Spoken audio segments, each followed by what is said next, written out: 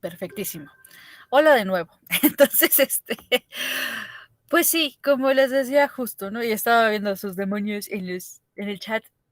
A partir de ahora sí, por favor, pueden ponerme su nombre y su grupo, sería muy padre.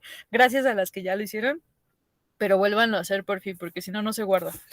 En fin, justo, mi interés era ver así como súper rápido este asunto de la unidad 5, que por supuesto, probablemente ustedes todavía no leen porque la acaban de abrir anoche y, bueno, me parecería una peladez de mi parte preguntarles si sí lo leyeron. En caso de que sí, que hable ahora o que calle para siempre, el que sí lo haya leído. ¿Alguien le entró? Yo Así de... entré hace rato y le di como una vista muy por encima, pero ya vi de qué va. Entonces, nada más la cuestión son que algunas de las obras que menciona, la verdad no las he leído como tal, pero ya me enteré de qué es. Qué bueno que no entré ayer porque me hubiera frustrado mucho. Está cool. Dice Lisette que solo un poquito revisó lo del psicoanálisis. Bien, entonces, a ver, cuéntame, Liz. Ok, ¿sí me escuchan?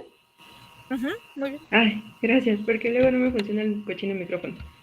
Pues yo solamente revisé, así como que a muy grandes rasgos, que para lo que es parte de la literatura, muchos tomaban en cuenta esto del trabajo del psicoanálisis, que bueno, igual no sé si muchos ya saben de qué trata, pero pues va sobre como Sigmund Freud crea lo del psicoanálisis, que igual a muy grandes rasgos es sobre el inconsciente y los deseos sexuales como reprimidos, se podría decir. Ujú, Entonces, más o menos.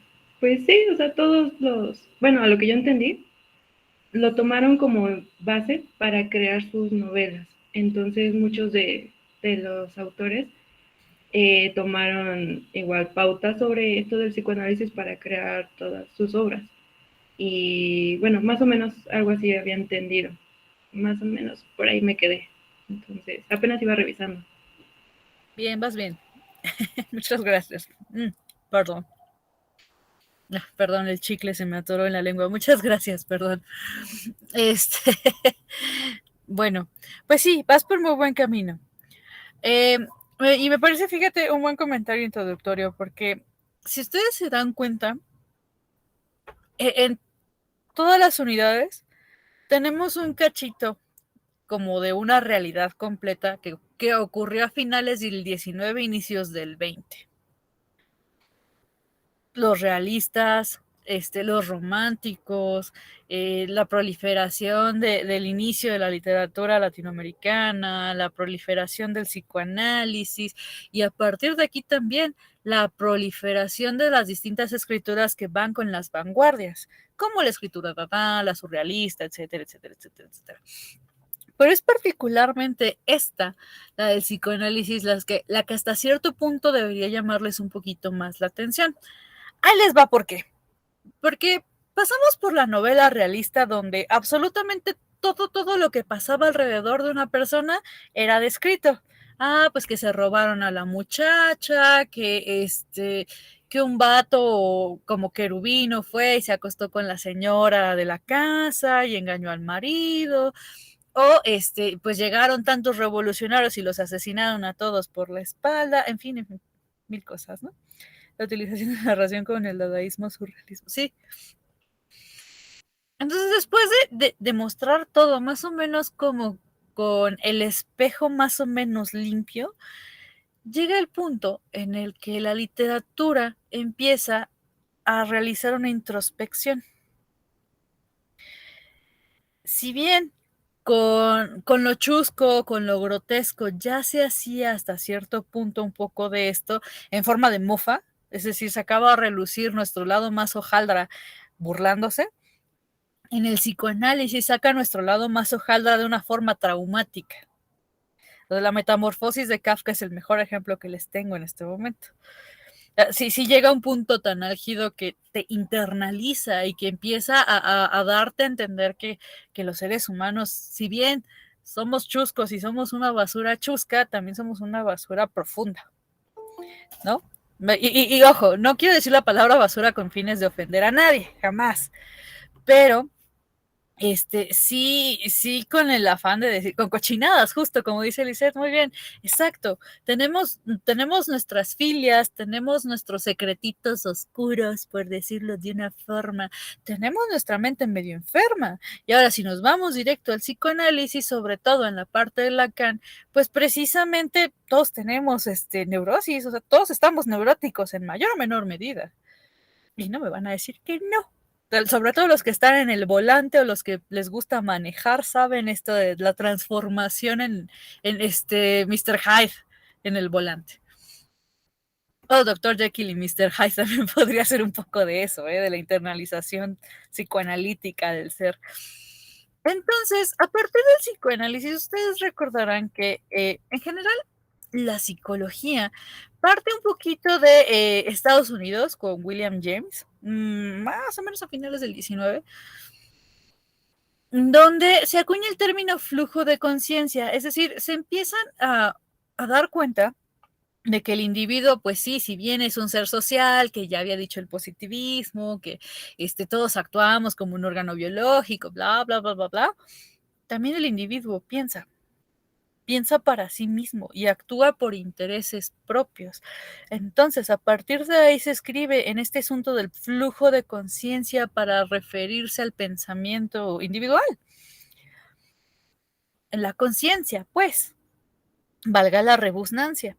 Entonces, a partir de ahí, empieza justo a tomarse estos elementos, ¿no? En sus lecciones pone ejemplos como El corazón del actor de Edgar Allan Poe. Hasta cierto punto yo no lo veo tan intenso, pero sí. O sea, sí lo es, pero como es una especie como de ensayo que inicia en esto, no está tan marcado, por ejemplo, como en la metamorfosis, por ejemplo. O como quizá Frankenstein de Mary Shelley, que también Mary Shelley, además de inventarse en una noche el cuento de Frankenstein jugando con Lord Byron y con no me acuerdo con quién más, y empezó a internalizar un monstruo, ¿no? Por ahí va el asunto. Empiezan a darse cuenta de que la perspectiva de las historias puede hacerse en primera persona. Es ahí donde está la diferencia entre la conciencia o el simple discurso de narrar lo que es, ¿no? Este flujo de conciencia, pues eventualmente te da a conocer pues el desorden que tenemos, ¿no? Desorden mental. La anarquía que existe en nuestros, salen a reducir con los famosos fetichismos. Sí, justo como dice Lizeth, te da a conocer justo esto, ¿no? Nuestros fetiches sin la necesidad de que haya un narrador omnisciente. Hasta este punto ustedes recordarán que muchas de las historias es, pues estaban Laura y José tomados de la mano, siendo felices, bla, bla, bla. Acá es, el otro día vi a Laura y de repente se me paró el corazón. Me dio casi un infarto porque me enamoré. A los que les gustan las patas. ¡Lizeth! ¡Sape! Y ya todo se graba en esta sesión, hasta los mensajes. No, está bien. Solo me hizo reír mucho. En fin. Deja supero esto. Más allá de que nos gusten las patas o les gusten las patas, porque yo no sé qué le ven a ese fetiche, empieza a haber acuñando lo de las patas, esta libre reproducción de pensamientos, exageraciones de monólogo interior, que en Fausto quizá ya lo habíamos visto un poco con Goethe, el intento de reproducir y de poner en palabras todas esas sensaciones que tenemos como seres humanos, ¿no? Eso de las mariposas en el estómago es lo menos poético del mundo, pero es un gran descriptor. Es que me puse nervioso. ¿Qué clase de literatura es esa, no? Es que de repente la vi y sentí como revoloteaban 50,000 mariposas monarcas en mi estómago y de repente me dieron ganas de sacarlas al vuelo con un te amo. Qué rico, ¿no? Pues estaba bonito la poesía y justo así era el intento de expulsar en palabras todo lo que sentía el ser humano. Eso sí, este tipo de narración, hasta cierto punto, Pues justo como era una narración que estaba iniciándose, pues era muy tropezada y quizá un poco desafortunada porque faltaban signos de puntuación, hasta cierto punto se rompe la coherencia, se rompe la estructura que ya traíamos desde los románticos hacia los realistas, se rompe eh, hasta cierto punto el espacio-tiempo, porque también el pensamiento interno de Saramago no vas a estar hablando. Ese es un gran chiste, qué ñoña te viste. Pero bien, justo Saramago es una de esas personas que hace eso, ¿eh? Le vale 3 hectáreas la escritura y lo hace mal, pero escribe una cosa maravillosa. Saramago es muy bueno. Si no han leído ensayos sobre la ceguera, se los recomiendo al 100%. Ahorita es perfecto para la pandemia. Entonces, hay simultaneidad de espacio-tiempo, se rompe esta barrera del tiempo lineal, más o menos como, vámonos con Rayuela, ¿no? Cortázar. Puede ocurrir al mismo tiempo un pensamiento de 24 páginas y solo estar mirando las nubes pasar en otra, pero todo ocurre al mismo tiempo. Hay elipsis constantes, siempre, vas de ida y vuelta, siempre, siempre, siempre, todo es completamente subjetivo. En fin, ese tipo de novelas ya empieza como a tomar fuerza, e incluso en su lección que es súper eurocentrista, o bueno, en general, hemisferio norte centrista, porque también incluye a los gringos, pues tienes a gente como James Joyce, como William Faulkner, tienes como a Clarice Lispector, que por cierto es muy buena, una de las tantas que tienen que leer, y les explica, ¿no? Lo que es la pasión, de acuerdo al yo, por ejemplo, ¿no? Los fragmentos de las memorias que tienen estas personas, cómo lo internalizan, bla, bla, bla, bla, bla. Eso los voy a dejar de tarea. A partir de que el ser humano se vuelve como el elemento central, o mejor dicho, la conciencia y el pensamiento y el sentir humanos se vuelven como el elemento central. Menciona conceptos que se ven en teorías del discurso. Sí, completamente cierto. Uh-huh. Cuando estos elementos se vuelven parte central de la narrativa, es entonces cuando los escritores empiezan a entrar en mundos diferentes. Justo, tienen la escritura Dada, que es escritura automática. Ustedes se ponen, ya creo que ya les había planteado este ejercicio el bloque pasado, que ustedes pusieran a escribir así, a lo pariente. Escriban, escriban, escriban. En algún momento, hasta cierto punto, va a adquirir sentido, porque esa escritura automática va a salir todos los fantasmas y todos los demonios que traen ustedes atrás en la cabeza. Y no me van a decir que no tienen, porque están mintiendo. Todos tenemos. El surrealista que se va, pues justo hacia lo onírico, ¿no? Hacia el sueño. ¿Qué es lo que sueñas, aunque esté súper fumado? Les voy a contar a modo de anécdota. Alguna vez mi mamá me contó, yo no sé qué se habrá fumado esta mujer, que estaba en la sala de la casa, bueno, en la casa de mi abuela, en ese entonces vivíamos allá, y que de repente decía que tenía antojo de un chocolate, y cuando volteaba a la pared decía que había panteritas de chocolate moviéndose, escalando las paredes de la cocina, y que ella agarraba una y la mordía y sabía chocolate amargo, por cierto, que es su favorito. Entonces, si nosotros se nos ocurriera escribir el sueño de mi mamá, sería precisamente parte de este sentido de la narración, de este tipo de novelas, digamos, que internalizan esto, ¿no? No sé mi mamá de sus gustos por el chocolate amargo y panteritas de chocolate que caminan, pero imagínense ustedes, ¿cuál es el sueño más loco? ¿Cómo lo escribirían? Justo es esta parte de la literatura que está enfocada, no enfocada hacia el psicoanálisis, pero sí inspirada por estos estudios. De qué nos componemos, en fin. Llegó un momento durante el siglo XX que me hiciste recordar Carta a una señora en París. Ah, mire, eso no te lo manejo. A ver, cuéntanos de la señorita en París.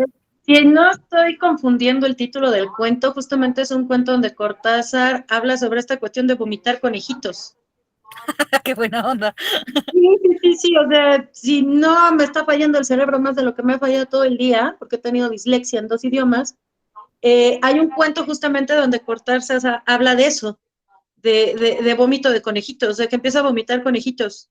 Entonces, ahorita que dijiste lo de las panteritas de chocolate, lo relacioné. Cuando dijiste es que cómo narrar el sueño de mi mamá, Cortázar lo hizo de cierta manera. O sea, yo sé que no es exactamente la misma imagen, pero inmediatamente como quise la conexión, ¿no? De cómo narrar estas cuestiones oníricas, porque pues eso de vomitar conejitos no es como muy realista, que digamos, ¿verdad? Eso está muy chévere y bien surrealista. Sí, cuando siento que voy a vomitar un conejito, me pongo 2 dedos en la boca como una pinza abierta y espero a sentir en la garganta la pelusa tibia que sube como una efervescencia de sal de frutas. Todo es veloz e higiénico, transcurre en un brevísimo instante. Saco los dedos de la boca y en ellos traigo sujeto por las orejas a un conejito blanco. El conejito parece contento. Es un conejito normal y perfecto, solo que muy pequeño. ¡Ah, qué bonito! Les voy a poner el vínculo de cartas a una señorita en París. Está bien kawaii, yo también quiero vomitar conejitos. Sí, es un cuento fabuloso porque hace toda una descripción de la sensación del conejo, justo la parte que leíste, ¿no? De cómo va sintiendo, cómo va subiendo y de cómo lo toma, el cuidado que tiene y ya después ya no les spoileo más el cuento, pero justo cuando mencionaste eso, no sé por qué hice como la conexión, ¿no? No, sí está muy, muy buena aporte. Muchas gracias. Yo nunca había leído eso. Ahorita me lo voy a aventar todo. Porque está súper corto, 8 páginas. Muy, muy bonito. Cortázar es un gran ejemplo de cómo se hace este tipo de literatura con internalización humana. Entonces, yo amo ese cuento, dice Nat, y qué kawaii, sí, muy kawaii. Entonces, precisamente ya llega un punto, porque todo tiene que evolucionar y todo tiene que avanzar a cierto grado, que pues los escritores hasta cierto punto se quedan sin ideas. Y ojo, no me refiero a que ya de plano hayan hecho algo así como Crepúsculo, sin ofender a los fans de la saga. Lo siento, la escritura de Crepúsculo es muy light. Ni Harry Potter, de veras. En fin, los relatos empiezan precisamente a intentar darle un sentido a los sinsentidos y empieza una crisis tremenda en la literatura. Empiezan a cuestionarse, entonces, si yo estoy escribiendo surrealista o estoy escribiendo psicoanálisis, o bueno, literatura psicoanalítica, o estoy escribiendo dada, ¿cuál es el sentido entonces? Porque la mente humana, sí o sí, siempre, siempre, siempre por naturaleza, va a necesitar un orden. Sin embargo, esta literatura empieza a romper con este orden y es en donde empieza una crisis tremenda, más o menos como la que nos da a los de 25 a 30, y no se supera ni en los 40. Entonces, es como de, güey, ¿a qué vine? ¿O qué estoy leyendo? ¿Cuál es el sentido de esto? Porque el relato no tiene sentido.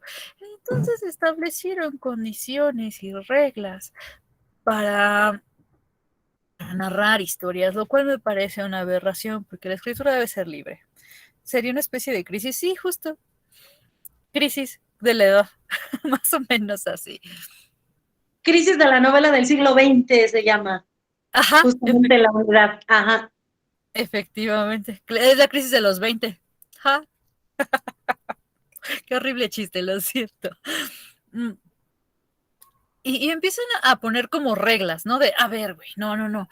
La literatura no puede ser un caos, no puede ser un desmadre. Tú a tus 20 años ya no puedes irte de parranda con tus amigos de la vocacional. Ya sienta cabeza, ¿no? Y sobre todo en el inicio del siglo XX que sentabas cabeza como a los 16, ¿no? Entonces, no, no, ya tienes 20 siglos, pon tantito orden a tu desmadre, ¿no?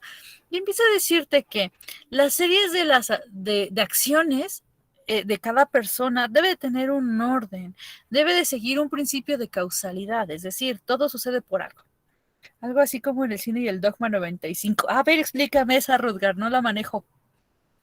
La del Dogma. Cuenta. Bueno, se supone que es un decálogo que hacen varios cineastas, como Gus Van Sant, bueno, varios cineastas de esa corriente, en donde dicen que el cine el cine se ha deformado, entonces tiene que volver a ser auténtico. Entonces hacen una lista de cómo se debe de hacer el cine, que las historias tienen que ser lineales, que no se tiene que usar luz artificial, que no tiene que haber violencia. Entonces, hay una película muy importante que se llama Festen, la celebración. Entonces, pero bueno, ya después se les olvidó a estos cineastas y volvieron a recurrir a este cine comercial o pues al cine de ficción, ¿no? Más que nada. Bien, muy buena referencia eso de Festen, ¿eh? Y es un película, no. Por ahí, conozco a alguien que la psicoanaliza, ya les había comentado eso. Muy buena. Muchas gracias, Rutger. Dice Liz, me recordó la muerte del autor un poco. Aunque esto de la muerte del autor de Barthes está un poco más enfocado hacia el análisis literario como tal. En este caso, muy particular, más que matar al autor, es darle un orden. O sea, sí es ser conscientes de que existe y que ese güey tiene que hacer las cosas como si fuera una receta de cocina. Se van a encontrar este tipo de problemas particularmente si se van a dedicar a la investigación eventualmente, si se quieren meter maestría, doctorado y esto. Se van a encontrar con gente como algunos, yo me señalo un poco, porque sí, yo confieso que he pecado, que vamos a tener la imperiosa necesidad de que en sus investigaciones o en sus análisis haya cierta estructura. Porque si vas a hacer un análisis, no puedes hacer un análisis tipo Dada. Quiero decir, no vas a tomar palabras random y me vas a querer explicar, no sé, la teoría de la relatividad, por ejemplo, ¿no? Ya si nos vemos muy piquis. Pero, hasta cierto punto, y yo ahora como profesora deconstruida, o que me estoy intentando deconstruir, estoy pensando que también se vale tomar recursos de diferentes autores, algo así como de chile, mole y pozole, y agarrar lo mejor de ellos y poder hacer mi análisis como yo quiera, ¿no? Y con esto me refiero a ustedes. Pueden tomar, por ejemplo, gente tan opuesta como Carlos Marx y San Simón, por ejemplo, el padre de la sociología, y agarrar lo mejor de ellos dos y escupir por ahí un análisis, y está bien. Sí, todavía a muchos académicos nos cuesta un poco, justo porque fuimos criados con el látigo de la rigidez de este tipo de reglas, como lo que ven en la literatura, que todo debe de tener un orden, todo debe de tener un principio, un medio y un final, y todo debe tener una causa-efecto, todo debe de tener una estructura lineal, una lógica interna, justo como lo que nos contó Rutger del dogma, que la verdad debe de ser comprobable, la mentira tiene que ser mostrada como una mentira, como una falacia, debe ser súper claro, la trama debe demostrarnos, si bien algo fantasmagórico, tiene que ser explicado con algo racional. Todo justificado, efectivamente. Digo, en el caso de la academia, pues sí, ¿no? Es necesario que justifiques tu análisis, es necesario que pongas a alguien que te apoye o que sostenga tu argumento, lo cual no está mal, pero tampoco cuadrarte al grado de que estés completamente de acuerdo, ciega y totalmente con el autor al que estás citando. Puedes tener sus contras, por ejemplo, decir, bueno, pues es que yo estoy analizando Rebelión en la Granja a través de el materialismo histórico dialéctico de Carlos Marx, y si bien si no han leído Rebelión en la Granja, se merecen un zape, tienen que leerla, es básico de primaria. Si bien Bola de Nieve o Snowball, como le quieran llamar al puerquito, se transformó en un humano al final y quién sabe qué tanto, pues muestra que pues los dueños de producción, de los medios de producción son los chidos y no sé qué, ¿no? Está bueno, bien, entonces dice, bueno, ya lo leíste. Entonces, la muerte del autor, ya para cerrar este asunto, te ayuda en los análisis, pero matando al autor, olvidas esta rigidez que te implica la novela de este tipo de narrativas, del intento de rescate a la crisis de la narrativa del siglo XX. En fin, hasta cierto punto, afortunadamente y gracias a los escritores del siglo XX eran súper chairos, por decirlo de una forma, muy rebeldes, y siempre retaron a la academia. Siempre. Empezaron a retar y a agarrar al tú por tú a la tradición decimonónica de darle un sentido a las cosas. De tener que explicar todo con pelos y señales para que el cerebrito de los decimonónicos entendiera cómo está este show. Y pues justo, empiezan a hacer relatos con un alto grado de complejidad, con un alto grado de, güey, ¿qué estás haciendo? Estás loco. Como Kafka. Si uno lee a Kafka más o menos por ahí de los 13, 14 años, se va a matar. Porque Kafka es un hombre muy duro. Es un escritor muy rudo. Y darte una crisis identitaria como la que hace con la metamorfosis, sobreviví. Ah, mira, tenemos una sobreviviente. ¡Woo! Es que antes cometían la atrocidad de dejarte leer eso en la secundaria. Digo, a mí me tocó, ¿no? O sea, fue así de, ¿en qué estaba pensando la maestra? Los odiaba. Yo creo que querían que todos abortáramos Misión del Mundo, porque, como dices, leerte una cosa de esas a la edad, sobre todo entre la metamorfosis y la carta al padre, que la carta al padre es una cosa tremenda, leerla a esa edad es así, no quiero vivir más. Sí, es para que se cortaran las venas. La maestra los odiaba, ¿eh? Ya ahorita de adultos, ya. ¿Qué pasa, Ana Lau? Mándeme. Chipi. Ana Laura.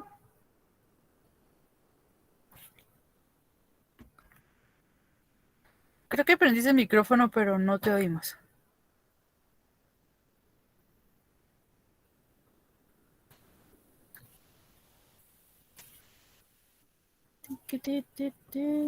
Esperamos a Ana Laura.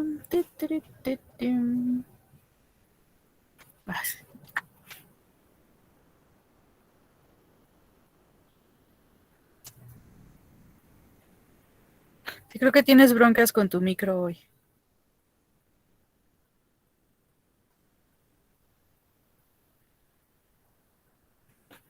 Bueno, en lo que Ana Laura repara su micrófono o nos escribe su participación, que está un poco pesado, pero bueno, espero que sí. Leo a Lisette, que dice, uy, ya me dieron ganas de entrar en crisis. Se escucha bueno. Muy bien.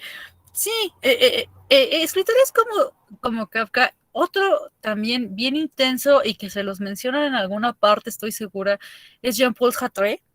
Jean-Paul Sartre es un sujeto, o Sartre, como lo escriben, es un sujeto también bien desquiciado, también correcto, no funciona el micro. Ah, ya, Ana, ¿ya ves? Pero bueno, sí, escríbeme tu participación. Jean-Paul Sartre es un sujeto también bien intenso, que de veras te lleva a los límites del ataque a la conciencia humana. Tiene por ahí muchas obras, sobre todo con temática de la Segunda Guerra Mundial y de gente encerrada, torturada, maltratada. Una obra de teatro particular que ya se me olvidó cómo se llama. Pero que sí te lleva a lo más bajo, a lo más jodido, y también te deja con este vacío de, chale, el mundo es bien triste, pues me bajo, ya me quiero bajar de este tren. Cosas así, ¿no? Yo, Joyce, indudablemente también, ¿no? Son gente como que lleva a partir de su óptica, lleva a lo peor de ti o a lo peor de la humanidad y te hace perder la fe. Así de simple. Y justo esa es la crisis de la narrativa en el siglo XX. La academia, por supuesto, intenta evitar esto porque a ellos les gusta que todas las cosas sean felices y todo tenga una estructura bien chévere. Y es de, no manches, neta. O sea, ubícate. Si no narráramos hasta lo más profundo y hasta lo más ojete de la vida, ¿qué sentido tiene entonces narrar? Ahora, este tipo de lecciones, o este tipo de bloques en sus materias, porque se van a encontrar con varios de este tipo, tienen el objetivo principal, más allá de darles a conocer lo jodido que está el mundo, es darles a entender que ustedes tienen la posibilidad no solo de mostrar su realidad alrededor suyo, no solo de mostrar el privilegio que tengan o no, si son ricos, si son pobres, si son blancos, si son negros, no solamente eso, sino también darles las armas para que ustedes encuentren una forma de expresar todos los demonios que traen dentro. Y digo demonios porque igual y pueden ser angelitos, pero no creo. Todo mundo tiene algo cargando, una piedrita o un risco gigante. Entonces, la idea es que ustedes conozcan cuáles son sus alcances. ¿Qué pasó, Ruther? Sí, justamente una amiga, bueno, que es igual psicoanalista como este Mau, dice que el arte es el mejor psicólogo del mundo, porque puedes sacar todos tus demonios y todas tus traumas que tienes allá adentro y pues eh, la mejor expiación, ¿no? Efectivamente. En algunos casos, como Vincent Van Gogh, por ejemplo, pues expiación no fue, pero lo intentó. O sea, en él no estuvo. Ahí sí esos demonios lo mataron, pero bueno, digamos que sí, efectivamente, te ayuda. Ya lo dijo la princesa Leia. Bueno, la actriz creo que es de ella la frase. ¿Cuál frase ella? La que dice que tomes tu dolor y lo transformes en arte. Pero no recuerdo si es ella la frase. Lo que pasa es que como luego ves frases en las redes sociales y se las atribuyen como a 4 o 5 personas, yo la había visto con ella. Y creo que también la llegué a ver con Carrie Fisher. No sé si Rutger sepa identificar de cuál de las dos es. Pero justamente, como lo estaba comentando Rutger de su amiga, efectivamente, finalmente el arte es un medio, ¿no? Para transformar todas esas dudas, la incertidumbre, el dolor, la pregunta de qué hago aquí, qué sentido tiene todo lo que estoy haciendo. Una de las grandes cosas que siempre se dicen o que te dicen cuando vas a estudiar ese tipo de carreras o te vas a dedicar a ese tipo de cosas es que te vas a morir de hambre, ¿no? Y nos vamos a morir de hambre, que en realidad fue el arte lo que nos mantuvo más o menos cuerdos durante el encierro de la pandemia. Y mucho se ha hablado de eso, ¿no? O sea, el hecho de que los artistas siguieron transmitiendo sus conciertos, de que hubo gente que se ponía a tocarle a sus vecinos, o sea, hay muchos videos de temporada del encierro de los músicos tocando en los balcones para los vecinos, actividades que se hicieron mucho por internet, ¿no? Y que principalmente eran artísticas, talleres de pintura, cuestiones para los niños. Yo vi muchísimas actividades en línea que eran artísticas principalmente y eso es lo que nos lleva a decir, pues de hambre no, más bien si no hubiera sido por los que nos decidimos a morir de hambre, hubiéramos enloquecido todos y todos nos hubiéramos matado. O sea, ya no quedaría nadie en la tierra y porque sin la salud mental que el arte te proporciona, este mundo es todavía más insoportable de lo que es. Por eso la cuestión de leer ese tipo de obras es muy fuerte, ¿no? Lo que estabas diciendo, hay edades en las que no deberían habernos odiado tanto y dejarnos leer eso porque si entras en una crisis de exacto, ya me quiero bajar, ya no quiero nada, la vida es miserable, ¿no? Pero efectivamente es parte del mundo en que vivimos y es parte de lo que hay que entender también, ¿no? Entonces, cada artista define o decide cómo encauzar esa angustia que tenemos todos en algún punto de la vida. Algunos deciden hablar de maripositas en el estómago y de conejitos que salen de la boca. Otros deciden hablar de ser convertidos en cucarachas y de otras cuestiones ya un poquito más pesadas, pero bueno, a final de cuentas todo eso forma parte de lo que somos, ¿no? Muy bien. Dice Berlín, yo dibujo ojos en todas las formas para sacar mi ansiedad. Ah, eso está chévere. Ana Laura, mándeme.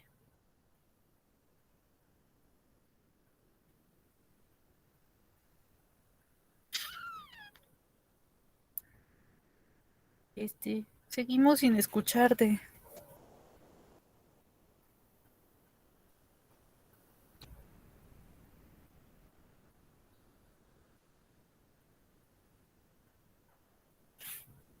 Sí, Ana Lau, no te escucho.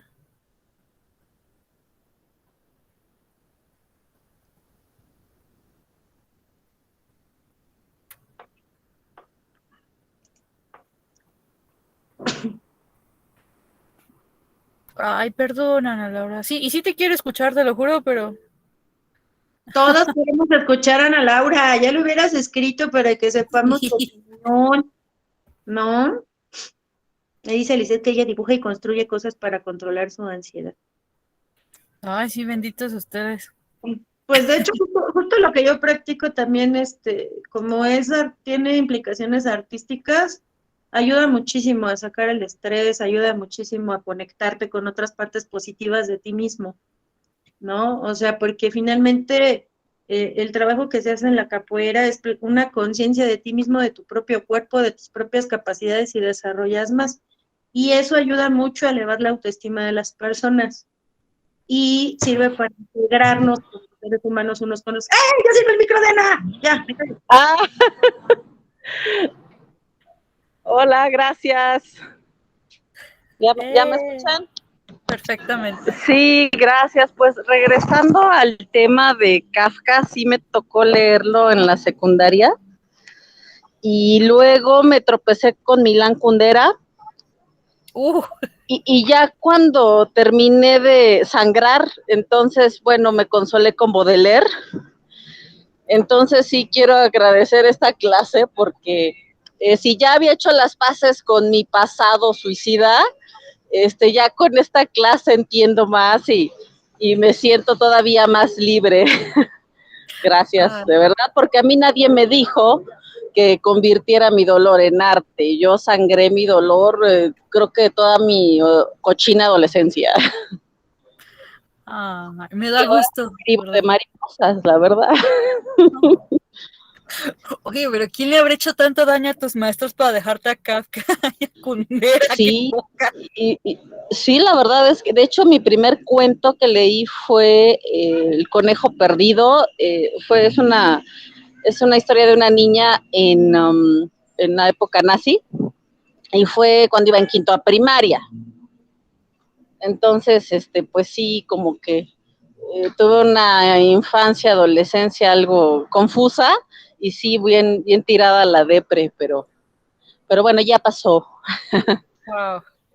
Sí, se me hace que pudiste haber transformado así en lo más pero qué tan mal plan. Sí, algo así me vestía, pero yo no Wow. era darks, era gótica. Ah, qué bonito, belleza. No, está bien, valió la pena. Sí, ¿verdad? Al final Sí, de cuentas valió la pena. sí, ahí sí, Gracias. apoyo la noción. No a ti, qué buena onda. Yo, sí, qué poca que te dejaran esos autores, está muy manchado, pero chido. Sacó la gótica que hay en ti y está muy cool. Mi época emo empiezas espérame, yo también me uno. Pero sí, todo se vale, Nat, justo como lo están escribiendo con lo de los ratos que dibujas. Dice Hitchcock, decía que si no hubiera sido cineasta hubiera sido psicópata. Seguramente Alfred Hitchcock tiene en la cabeza cosas muy raras y valió la pena. Esa de Bird sigue siendo una obra de arte. En fin, su lección 5 es tan ecléctica y da un brinco tan intenso que pasa de los autores más intensos del siglo XX a lo más extraño del siglo XX. Porque después de entrar en crisis, de que la gente, pues, con aversiones al mundo profundas como Kafka, como Kundera, como Joyce, destilaron todo su odio al mundo y todo su fase emo a la tierra, empezaron a surgir eh, gente que volvía hasta cierto punto al realismo. Pero ojo, no al realismo del siglo XIX, sino a un realismo ya combinado un poco con todas las fases de la literatura anteriores que hemos visto, sobre todo a partir de la Segunda Guerra Mundial, justo después de Sartre y de toda esta banda, empiezan a darle viada a la literatura realista y hasta casi noticiosa. Lo hicieron a través del ensayo, que es uno de los primeros hijitos de la novela, que era una novela micro chiquita, donde venía, pues sí, cómo pensaba el autor. Aquí Roland Barthes estaría dándose un tiro, porque mostraba completamente el punto de vista del autor y te decía, yo veo esto, yo soy esto, yo vengo de acá, yo hago esto y yo estoy viendo esto, ¿no? El cómo, por ejemplo, sobre todo en la Guerra Fría, que era muy común encontrarte escenarios bien hojaldras, apocalípticos. Pues yo, por ejemplo, vivo en una cárcel de Siberia y me tienen aquí porque soy gringo y porque quise espiar al gobierno ruso y yo veo cómo maltratan a los tovariches rusos y a los tovariches americanos y les dan manguerazos fríos en la mañana, menos 80 grados, bueno, 80 grados bajo cero, etcétera, ¿no? Y empiezan a destilar todo no odio por la sociedad, pero sí crudeza en la que se había transformado la sociedad después de la Segunda Guerra Mundial, la Guerra Fría, vaya, tomemos también la de Golfo Pérsico, la de Vietnam, la de Kuwait, todo esto, ¿no? Toda la última mitad del siglo XIX se transformó en una novela realista y cruda. Creo que algo así se veía en El pianista. Ándale, más o menos. Sí, y justo, ¿no? Rutger no nos va a dejar mentir. En el cine también se nota este cambio. Deja de haber historias fantásticas como El viaje a la luna, o como novelas románticas como West Side Story, o como Lo que el viento se llevó. Bueno, Lo que el viento se llevó ya es un poco más realista, por cierto. Y empieza a haber cosas más crudas. De hecho, es en donde toma incluso un poco más de auge el cine documental, donde empiezan a mostrar por medio de la lente, por medio de las imágenes en movimiento, todo lo que está pasando en el mundo. Y claro, está llegando cada vez más rápido porque las vías de comunicación se están abriendo mucho más, con vuelos, con barcos más rápidos, con coches, con etcétera, trenes grandes, etcétera. Entonces, estas narrativas del siglo XX empiezan a acercarse a los de abajo, como diría Mariano Azuela, pero no solo con la podredumbre de los de abajo de, yo lo describo porque así es como lo veo, sino es de, güey, yo lo estoy viviendo. O sea, yo estoy ahí. Estoy jodido y como mis hermanos jodidos te voy a describir qué tan jodidos estamos todos. Se empieza a describir lo que se vive.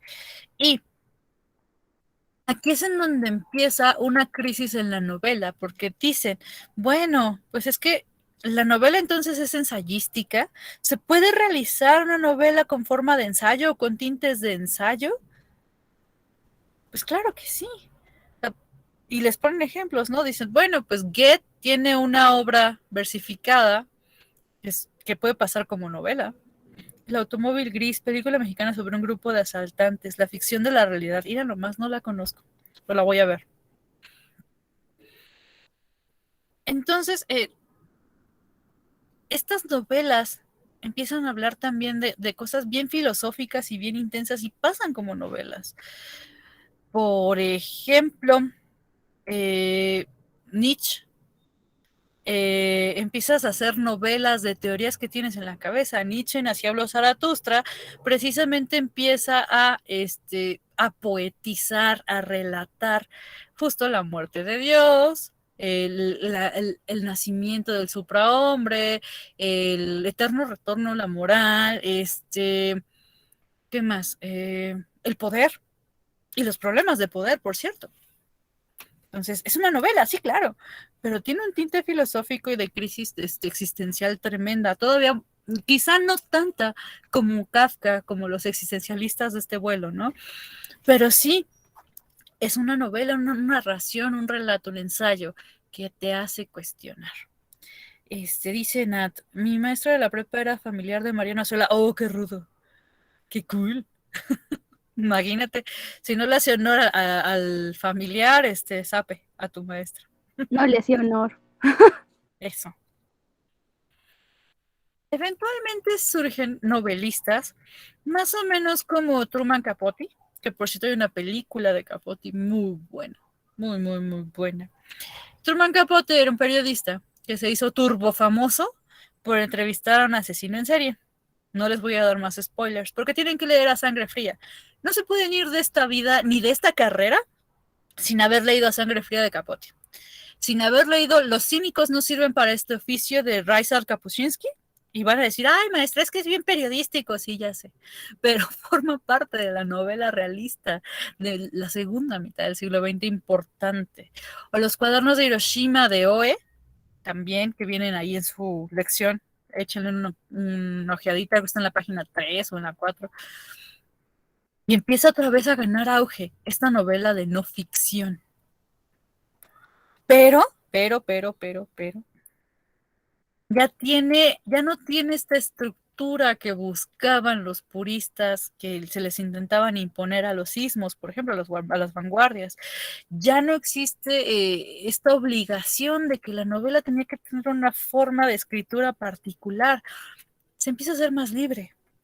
Y de ahí, muchachos, de ahí también sale Gabriel García Márquez, Carlos Fuentes, Julio Cortázar, que es un poco más atrás, Rulfo, José Emilio Pacheco.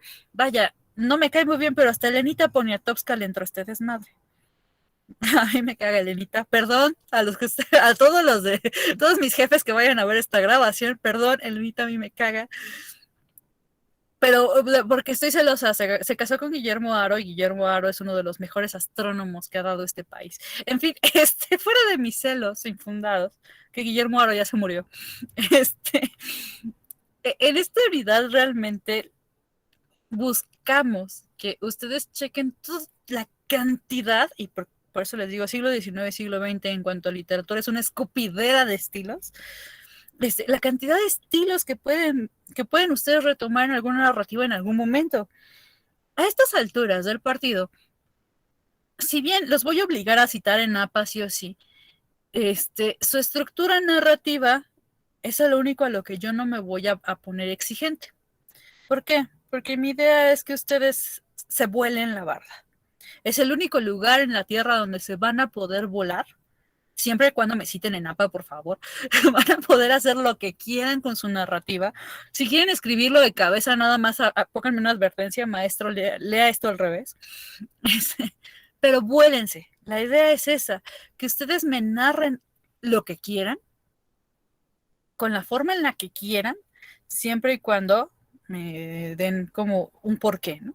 Pues tampoco es como hacia el vuelo ahorita. ¿Por qué les digo esto? Dice Rugar, Madame Bovary es algo que se tiene que leer también. Sí, sí o sí, súper sí. ¿Por qué les estoy contando esto? Bueno, porque ya para cerrar la clase, les voy a dar un súper spoiler. La actividad integradora que va a venir en la unidad 6 es escribir un cuento. Justo, ya había Bipoca a celebrar. Precisamente la actividad integradora es escribir un cuento. Entonces, claro, tiene ciertos lineamientos, tiene cierta estructura, cierta extensión, porque bueno, yo no las puse, lo siento. Pero la idea es que intenten ustedes realizar una creación con todo este bagaje que ya adquirieron. Pueden hacerlo del estilo que quieran. Hasta esta unidad les hemos mostrado estilos a lo pariente. Desde lo épico hasta lo súper realista del siglo XX. Vaya, faltó mucho realismo mágico, me hubiera encantado que hubiera una lección completa de eso, pero está bien. No me quejo. Obvio, las cosas citadas en Napa, si van a hacer una referencia, por favor, citadas en Napa. Y también debe de tener comentarios sobre el texto diciendo en qué se están inspirando. Si es un cuento de hadas, si es una novela realista, si es una novela romántica. Y ojo, romántico no me refiero a me besé con mi novio, sino romántico es, mi noto ok, Comper. Voy a sacar otra vez mi tapa emo. Ustedes elijan. Espero yo que les abran su unidad ¿Para cuándo es? Ya se me olvidó. Dejen checo mi calendario. Por aquí lo tengo.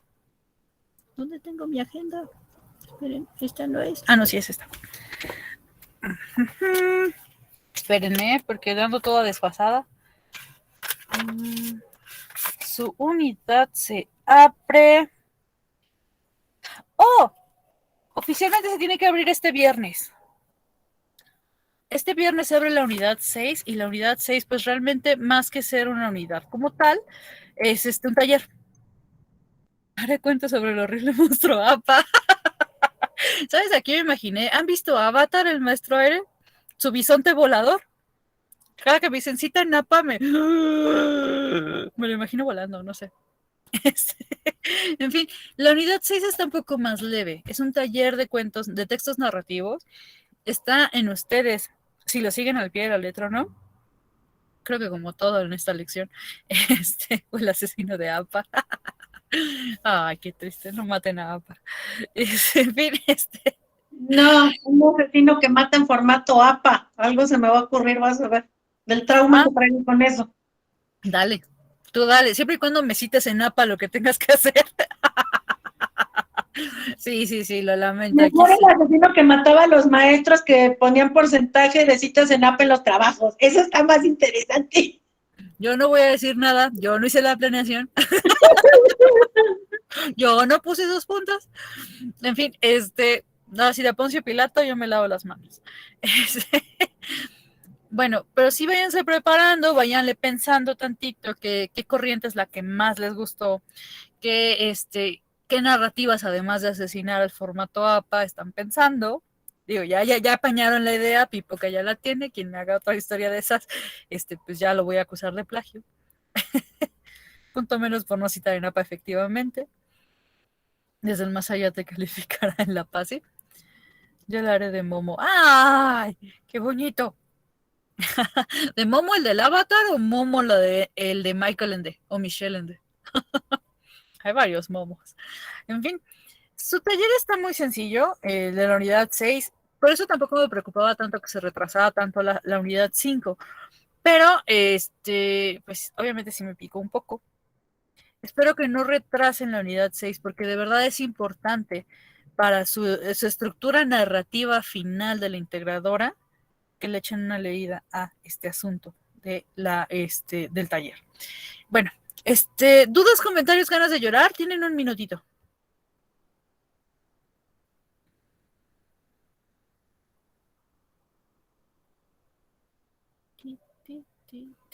No, bueno, pues ya nomás, la última advertencia, ya saben, pónganse al corriente con lo que les falte, si es que les falta, procuren no tardarse mucho, ya estamos a nada de acabar. La próxima semana lloraré por mis tareas sin entregar, pues sí, échale kilos porque esta es la antepenúltima clase, entonces el próximo martes ya estaremos casi despidiéndonos. Y ya la última clase ya es de chocolate. Nada más es para darnos el abrazo de Año Nuevo y de Navidad. Entonces, muchachos, échenle ganas, apúrense. No esperen entregar todo el último minuto, por el amor de Cristo, por favor. Por piedad a mi salud mental. No le entreguen todo así. En fin, pues nada. Sean felices, feliz fin de semana. Celébrenle a las Lupitas, porque le toca este fin de semana también. Lo siento por mis tareas que serán al último. ¡No, Rutger! ¡Apúrate! Yo pido disculpas de antemano por si me pasa. ¡No me pidan disculpas! ¡Háganlas! ¡Por favor! ¡No! Me siguen pidiendo perdón. Sape a todos los que están pidiendo perdón. Bueno, pues perdón. Mejor perdón que permiso, dirían, ¿no? No, muchachas, apúrense. Bueno, ya termino la clase porque ya tengo que entrar a la que sigue. Cuídense mucho. Sean felices y con tenis. Tomen agua. Nos vemos. Gracias, Marifer. Ya, chaito. Chaito. Cuídense. Gracias a ustedes, Anala. Adiós.